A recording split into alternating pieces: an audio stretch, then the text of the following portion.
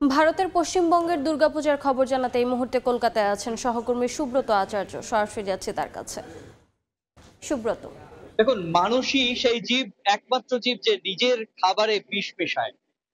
কলকাতার এই উত্তর কলকাতার অন্যতম সর্ববৃহৎ এই পুজোর টালা প্রত্যয়ের যে এবারের থিম সেটি হচ্ছে এই মানুষকে বার্তা দেয়া যে আমরা অর্থাৎ মানুষ তার খাবারে অর্থাৎ তার বীজ শস্যতে কিভাবে বিষ মেশায় এবং সে এই বিষ মেশানোর মধ্য দিয়ে নিজেই নিজের জীবন আস্তে আস্তে মৃত্যুর দিকে ঠেলে দেয়। আর সেই সামাজিক বার্তাকে সামনে রেখেই এবার টালা প্রত্যয় পার্কের ১০০ বছরের পুজো।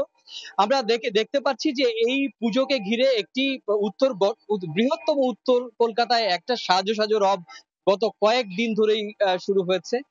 ২১ তারিখ মহালয়ার দিন এই পুজোটি আনুষ্ঠানিকভাবে নিজে সশরীরে এসে উদ্বোধন করেছিলেন রাজ্যের মুখ্যমন্ত্রী মমতা বন্দ্যোপাধ্যায়।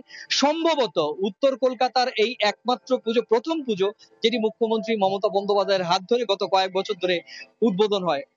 ফলত রাজনৈতিক ভাবেও এই পুজোটির তাৎপর্য অন্যতম। শুধু এই উত্তর কলকাতার এই পুজো বলে কথা নয়, প্রত্যেকটি পুজো মণ্ডপে আলাদা আলাদা সামাজিক বার্তা দিয়ে কিন্তু এই ৫ দিন ব্যাপী এই যে শারদীয় দুর্গা উৎসব সেটি কিন্তু অব্যাহত রাখবে। তো এই ছিল আমার কাছে উত্তর কলকাতার অন্যতম বৃহৎ টালা প্রত্যয় পার্কের পুজোর থেকে এ সংক্রান্ত আমার কাছে থাকা সবশেষ তথ্য। সরাসরি যুক্ত ছিলাম কলকাতায়।